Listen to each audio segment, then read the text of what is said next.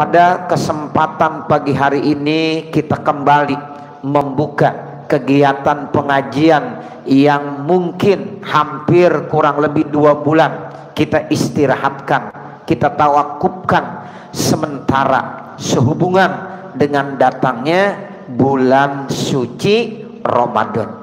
Nah, tentunya kita berharap dari bulan suci Ramadan yang Allah berikan kepada kita, dan kita sudah menjalaninya dengan sekuat tenaga, semampu kita.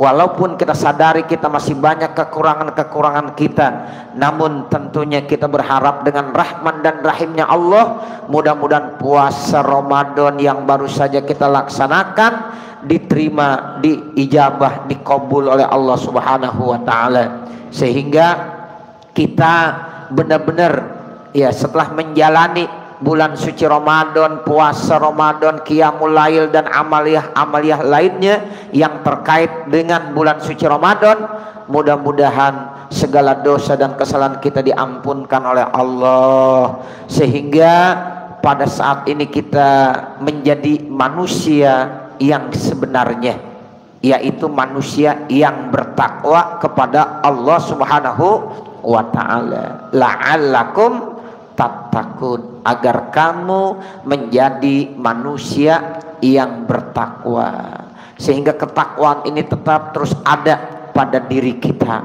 terus kita pertahankan bahkan sampai akhir hayat kita, karena tidak ada sesuatu yang bisa membuat kita mulia di sisi Allah Subhanahu wa ta'ala kecuali hanya takwa.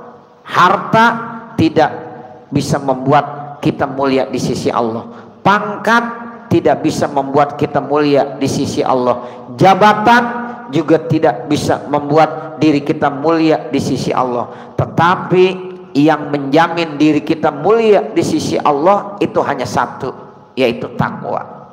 Makanya Bapak Ibu Saudara, rata-rata yang namanya ibadah tujuannya supaya kita bertakwa. Termasuk puasa Ramadan yang baru saja kita laksanakan, itu tujuan akhirnya apa? La'allakum tattaqun. Karena memang manusia yang bertakwa inilah yang menyebabkan dia mulia di sisi Allah Subhanahu wa ta'ala.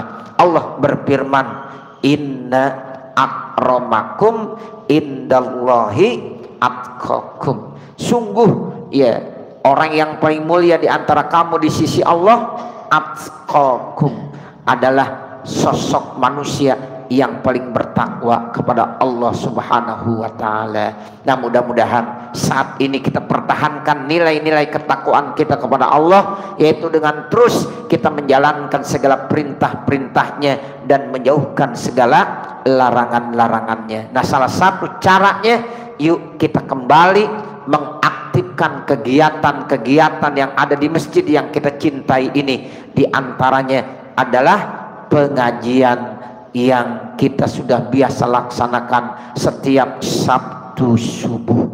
Mudah-mudahan kehadiran kita di tempat ini menjadi satu wasilah Allah panjangkan umur kita, Allah sehatkan badan kita, Allah luaskan rezeki kita, Allah mudahkan segala urusan-urusan kita, baik urusan kita di dunia maupun urusan kita di akhirat. Salawat serta salam semoga tetap tercurahkan untuk baginda junjungan kita Nabi besar Muhammad sallallahu alaihi wasallam. Di dalam kitab An-Nasaihud Diniyah ini, Allah Subhanahu wa ta'ala berfirman yang dinukil oleh Imam Al-Habib Abdullah Al-Haddad, ya ayyuhalladzina amanu, wahai orang-orang yang beriman, intan surullaha, jika kamu menolong Allah, artinya menolong agama Allah Subhanahu wa ta'ala. Bukan berarti Allah itu perlu minta pertolongan, tidak. Allah itu udah kuat, Allah itu udah hebat ya. Namun artinya kita menolong Allah, menolong agama Allah yang nanti kembalinya kepada kita. Kalau Allah mah tidak perlu lagi minta pertolongan. Allah itu maha kaya, dia tidak butuh kepada manusia. Bahkan Allah tidak butuh ya supaya manusianya taat semuanya. Allah tidak mendapatkan keberuntungan sedikit pun dengan kita bertakwa, atau kita maksiat Allah nggak rugi. Jadi ini tolong diingat-ingat Bapak Saudara, Allah kagak merasa untung kalau kita takwa, kita taat. Allah tidak merasa rugi ya kalau kita maksiat. Tetapi Allah itu udah maha kaya. Allah itu ghaniyun, innallaha ghaniyun. Allah itu maha kaya. Wa antumul fuqara, kamu yang fakir, kita yang miskin, kita yang butuh sama Allah. Jadi artinya kalau kita menolong Allah, artinya kembalinya kepada kita. Kalau kita taat sama Allah, kembalinya kepada kita. Tapi kalau kita maksiat, itu pun dampaknya buat kita. Ada orang taat kepada Allah, ibadahnya rajin, itu yang untung Allah apa kita sendiri? Kita sendiri. Karena nanti itu akan dikembalikan kepada dirinya masing-masing. Sekarang kita maksiat, tiap hari maksiat kepada Allah, ya Allah nggak rugi, tetapi dampak negatifnya itu nanti kembali kepada diri kita. Nah sekarang kita menolong Allah, artinya kita menolong agama Allah. Bukan berarti Allah minta tolong, tetap Allah mah nggak perlu minta pertolongan kepada kita. Cuma nanti itu semuanya kembalinya kepada kita, kemanfaatannya kepada kita.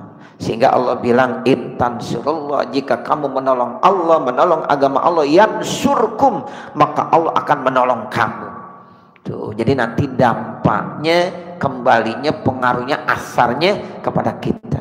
Karena kita selalu melakukan kebaikan-kebaikan, itu kita menolong kepada Allah, ya otomatis asarnya, pengaruhnya kembali kepada kita. Coba lihat dah, orang yang suka berbuat ketaatan, ibadah, hatinya tenang, damai.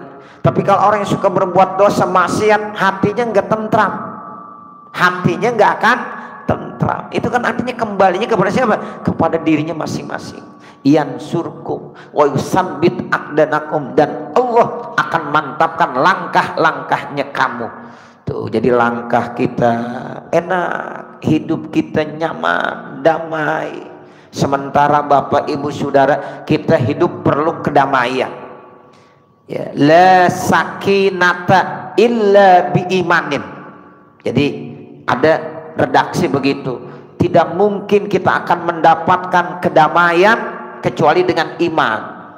Jadi kalau orang pengen damai hidupnya, enak hidupnya dunia akhirat, tanpa ada iman taat kepada Allah, itu nggak mungkin.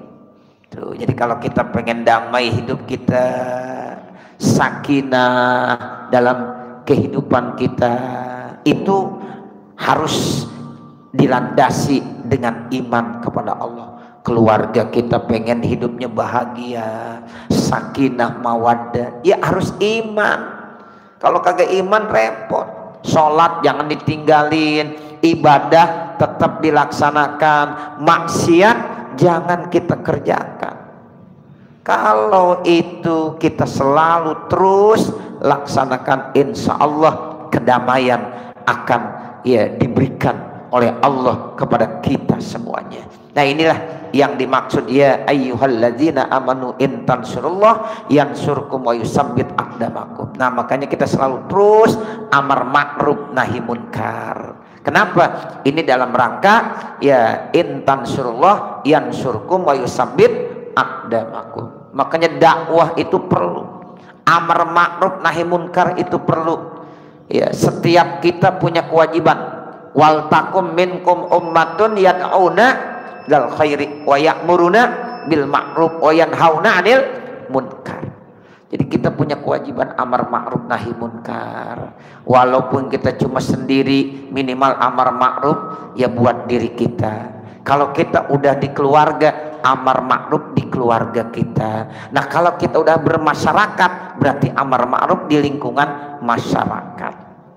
Jadi kalau ada yang bilang, Ustaz saya belum punya keluarga, masih hidup sendiri, tetap ada amar ma'ruf nahi munkar. Minimal kita ya memerintahkan diri kita untuk melakukan kebaikan-kebaikan, melarang diri kita untuk menjauhkan dari perbuatan-perbuatan dosa dan maksiat. Nah kalau kita sekupnya udah di keluarga, udah banyak betul. Ada istri, ada anak, ada suami, ada anak, ada orang tua, ada ayah, ada ibu. Sekupnya udah lebih luas. Nah ini pun harus amar ma'ruf nahi munkar. Insya Allah nanti Allah akan selalu memberikan bantuan kepada kita, dan Allah akan mantapkan langkah-langkah kita. Wa min ahamil adabi, dan diantara adab yang paling penting, wa akadiha, dan yang paling ditekankan, alaman amarobi ma'rufin, atas orang yang memerintahkan kebaikan, au naha an munkarin, atau atas orang yang mencegah kemungkaran.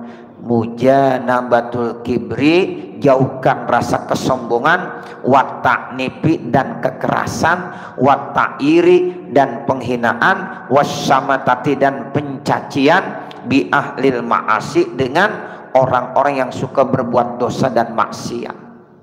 Jadi Bapak, Ibu, Saudara, kalau kita sedang menjalankan amar ma'ruf nahi munkar, satu, jauhkan sifat sombong. Jangan mengaku diri kita yang paling benar, nggak boleh. Kita amar ma'ruf nahi munkar, itu jauhkan dalam hati kita, jangan sampai ada bahwa saya yang paling benar.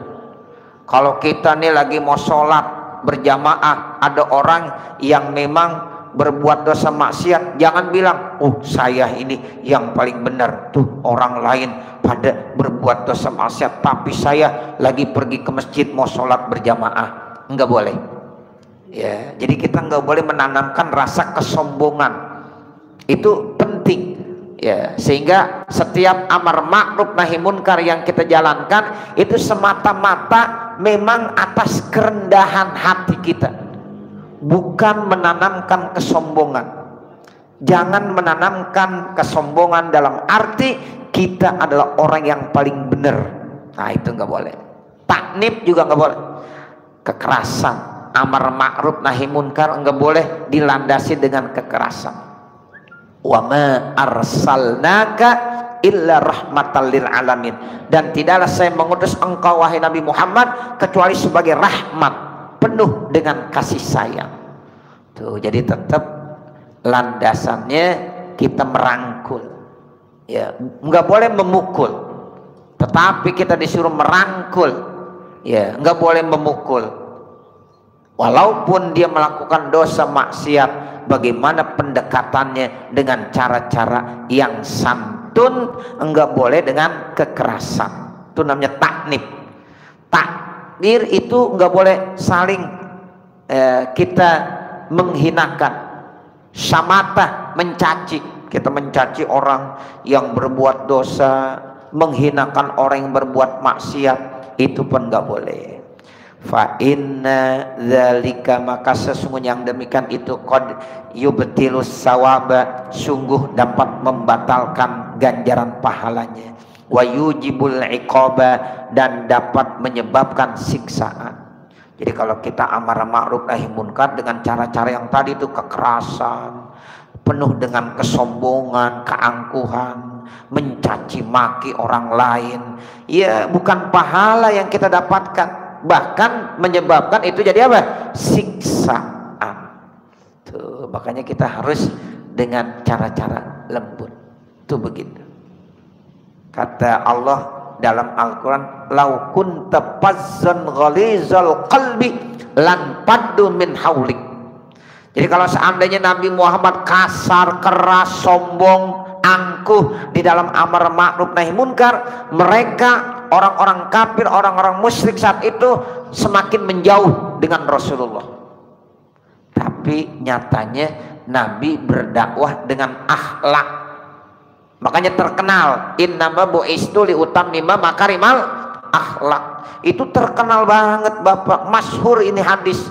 Jadi Nabi itu ya berdakwah, satu pedomannya adalah al-akhlakul karimah, akhlak yang mulia.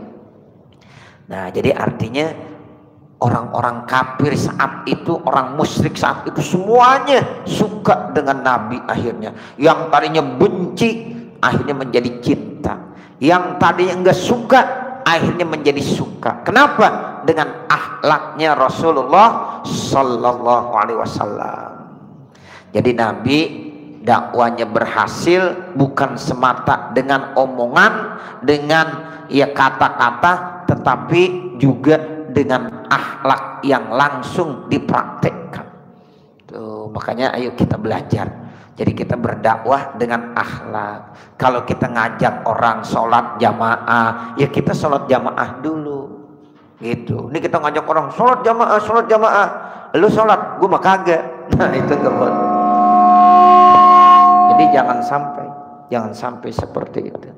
Ya, kita ngajak orang lain untuk baca Al-Quran. Yuk kita praktekkan, kita baca Quran. Kita ngajak orang lain untuk sholat duha, ayo kita sholat duha. Kita ngajak orang lain untuk berpuasa sunnah 6 hari di bulan Syawal, lah kita kerjain juga. Jangan jadi khotib, orang kita perintahin, ayo kalau kita pengen dapat ya puasa setahun, maka habis bulan suci Ramadan di bulan Syawal jangan lupa kita puasa sunnah 6 hari. Khotib ngomongnya begitu, tapi dalam kehidupannya tuh khotib kagak puasa sunnah 6 hari. Nah ini nggak bagus ya, jadi kagak nanti punya pengaruh. Jadi diharapkan ketika kita memerintahkan, kalau bisa kita ngerjain. Ayo bapak ibu, kita di bulan Syawal jangan kita tinggalin puasa sunnah. Di awal boleh, di pertengahan boleh, di penghujung akhir juga boleh. Berapa hari? 6 hari. Kata Nabi, siapa yang puasa sunnah 6 hari di bulan Syawal, maka sama seperti di puasa ya dahar. Puasa dahar itu puasa 1 tahun.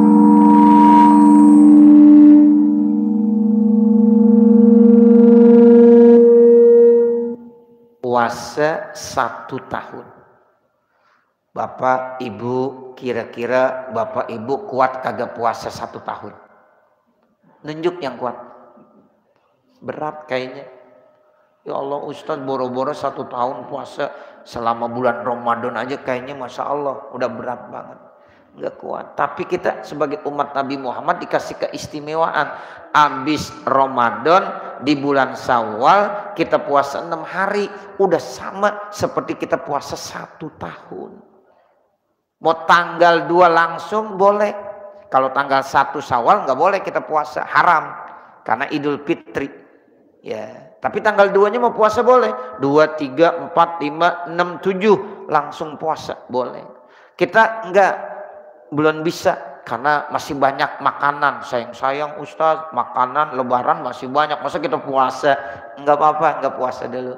Di pertengahan, di tanggal 15, 16, 17, 6 hari boleh.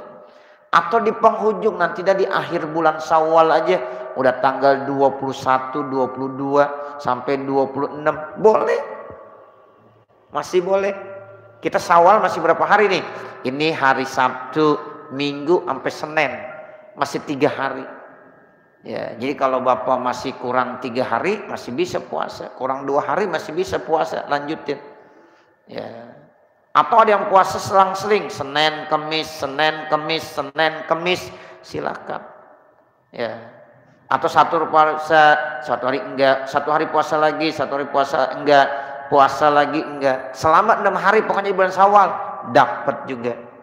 Atau ibu-ibu punya kodok Ramadan, kemudian puasa di bulan Syawal, niat kodok Ramadan dapat, niat puasa sunnah bulan Syawal dapat. Kalau ibu puasanya hari Senin sama hari Kamis, itu 3, niat kodok Ramadan dapat, niat puasa sunnah di bulan Syawal dapat, puasa sunnah hari Senin, puasa sunnah hari Kamis juga dapat. Enak gak kira-kira? Enak. Cuman jalaninnya, ya ayo jalanin. Nah itu begitu. Ustaz, saya belum sempat. Nah mudah-mudahan tahun lagi jangan lupa dah. Kalau sekarang kita puasa tinggal 2 hari, tinggal 3 hari, kakak kedapetan dong. Ya tahun lagi jangan lupa. Itu begitu. Kalau yang sudah puasa 6 hari, alhamdulillah. Itu begitu. Ya jadi artinya kita ketika memerintahkan kalau bisa kita melaksanakan. Itu Nabi kenapa dakwanya berhasil selama ya hanya ya berapa 23 tahun, 13 tahun di kota Mekah, 10 tahun di kota Madinah, tetapi berhasil karena dakwah Nabi dengan akhlak. Tuh, jadi kalau seandainya ada orang-orang sekarang dakwahnya dengan akhlak, insya Allah berhasil. Nah begitu. Jadi ini diajarkan. Jadi jangan sampai kita ya mencaci maki, menghina orang lain. Nah seperti itu. Tinggalkan itu semuanya. Ya dalam rangka kita ingin berdakwah. Wa rubbama yakunu da'iyan ila radil haqqi, dan terkadang adalah dia mengajak untuk menolak kebenaran, wa adamu qabulihi, dan tidak menerimanya, wal istijabati, dan diterimanya. Falyahzar kulal hazri min zalika, maka tinggalkan itu ya, tolong jangan sampai dikerjakan. Wal yakun rafiqan syafiqan layyinan rahiman mutawadian mahpudal janahi, dan hendaklah kalian menjadi manusia yang lemah lembut, yang penuh kasih sayang. Ya, tawadu, rendahkan diri kita, hati kita. Jadi dalam berdakwah ini Bapak Ibu Saudara harus rafiq, layyin, penuh dengan kasih sayang dan kelembutan. Bahkan rahim, itu kata-kata rafiq, syafiq, layyin, rahim kalau dalam bahasa Indonesia sama. Lembut, lemah, penuh kasih sayang, santun. Itu namanya orang yang berdakwah, santun dia. Kata-katanya enggak kasar, mutawadian, rendah hati, enggak sombong. Mahpudul janah, jadi sayapnya direndahkan. Jadi artinya tuh penuh dengan kerendahan hati.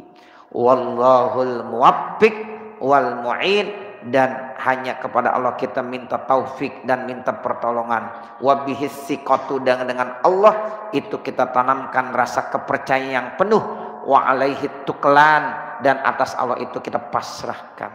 Jadi artinya kita usaha, ikhtiar, setelah kita ikhtiar semuanya kita pasrahkan ya kepada Allah.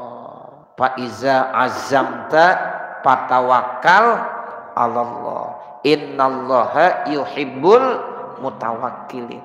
Kalau kita udah usaha, udah ikhtiar, nah semuanya kita serahkan kepada Allah. Sebab yang memberikan hidayah itu Allah. Jadi kita berdakwah, udah berdakwah aja. Masalah dia mau nerima atau enggak, itu bukan urusan kita. Semuanya kita serahkan kepada Allah. Sebab yang memberikan hidayah itu adalah Allah Subhanahu wa ta'ala. Sama kata Mbah Maimun Zubair, kalau kita menjadi guru, tugas kita memberikan pelajaran kepada anak-anak kita. Jangan meminterkan anak. Sebab yang punya hak meminterkan itu Allah. Tugas kita ngasih dengan penuh keikhlasan, ya, mentransfer ilmu kepada murid-murid kita. Nah setelahnya kita serahkan kepada Allah. Jangan bilang ini anak bodoh banget. Jangan. Yang meminterkan anak ini Allah. Nah seperti itu. Jadi insya Allah kalau seorang guru sudah penuh dengan keikhlasan, insya Allah nanti murid-muridnya itu ya Allah yang memberikan. Kalau mau dapat ilmu Allah yang ngasih. Kalau enggak ya Allah juga yang ngasih. Kita cuma usaha, ikhtiar seperti itu. Nah, makanya upawidu amri ilallah. Jadi saya serahkan urusan saya kepada Allah Subhanahu wa ta'ala. La haula wala quwata illa billah. Enggak punya kekuatan kita, enggak ada daya. Nah ini penting sekali. La ilaha illa anta subhanaka inni kuntu minaz zalimin. Ini harus ada dalam diri kita. Kenapa Nabi itu berhasil dalam dakwahnya? Karena Nabi selalu menanamkan la haula wala quwata illa billah, la ilaha illa anta subhanaka inni kuntu minaz zalimin. Tidak ada ya kekuatan dalam diri kita. Tidak ada yang disembah dengan sebenar-benarnya kecuali Allah. Nah, kita nih ini kuntum nazolimin. Kita sadari bahwa kita ini adalah orang yang suka berbuat zolim. Kita ini suka berbuat dosa dan kesalahan. Nah kalau ini kita akui, insya Allah nanti kita akan berhasil. Kenapa? Karena tidak ada kesombongan di dalam diri kita. Nah nanti baru sumba. Ya, saya kira sebagai muqaddimah ya, bahwa pengajian kita sudah dimulai. Bahkan diawali dengan hujan yang cukup lebat. Ya, saya tadi mau berangkat agak susah emang dari masjid, mau pulang aja pakai payung aja masih basah. Ya, anginnya cukup kencang juga. Tapi alhamdulillah, bismillah dah. Saya bilang yang penting 10 menit, 15 menit udah dimulain. Sebab kalau udah dimulain besoknya udah enak. Kadang-kadang mau mulainya yang agak berat. Nah, begitu. Nah, ini alhamdulillah waktu hujan lebat seperti ini jamaah banyak banget yang hadir.